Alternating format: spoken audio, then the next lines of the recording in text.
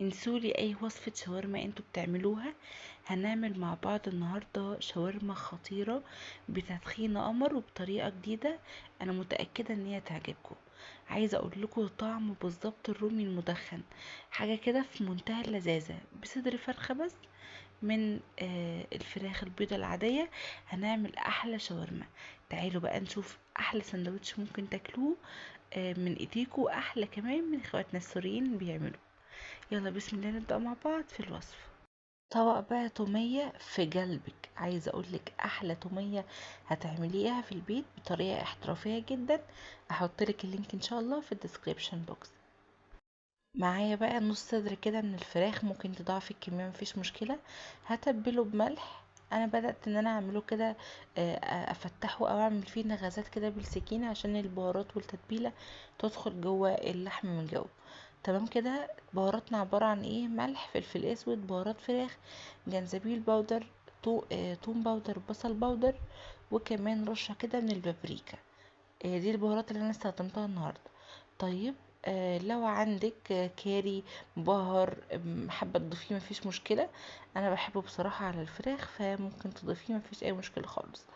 طيب بعد كده، ايه الدريسنج او ايه الصوص اللي انت هتضيفيه على التوابل؟ انا ضفت معلقه كبيره من المستردة ومعلقه كبيره من الصويا صوص، وممكن كمان تضيفوا معلقه كبيره من دبس الرمان مفيش مشكله.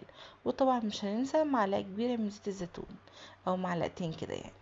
انا ضفت بصراحه دبس رمان ومستردة وكمان صويا صوص. عايزه اقولك مع زيت الزيتون بيودي الفراخ في حته رابعه. هبدأ ان انا ادعك كده صدر الفرخة ده او نص صدر الفرخة ده بالتتبيلة زي ما انتم شايفين بالشكل ده، واسيبه بس كده 10 دقايق في التتبيلة. بعد كده بحضر بقى جريل، اسخنه كويس وادهنه كده دهن بسيطة من الزيت، يعني مثلا معلقة من الزيت. وانزل بقى بالفراخ كده اديها صدمة، يكون طبعا الجريل النار عالية عليه عشان الفراخ تاخد صدمة كده وتاخد لون.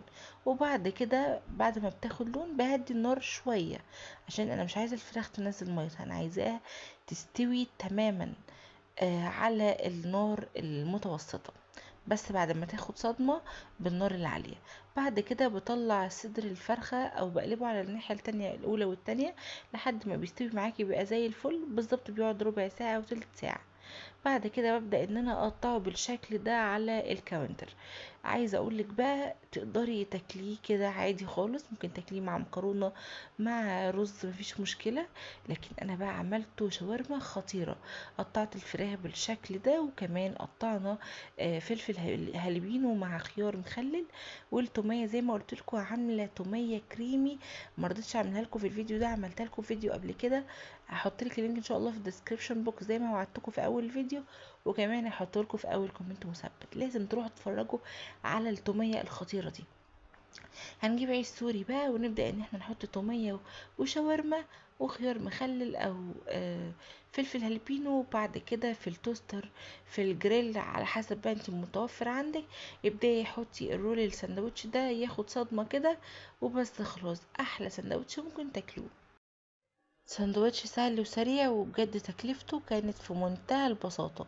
جربوه ان شاء الله يعجبكم، انا متأكدة انه هيعجبكم، كمان هينفعكم للازمات كده. وكمان لو الاولاد راجعين المدرسة ومحتاجين تعملوا حاجة سهلة وسريعة، مفيش اسهل واسرع من السندوتشات. جربوا الوصفة دي وان شاء الله تعجبكم. اشوفكم ان شاء الله على خير في رعاية الله، مع الف سلامة.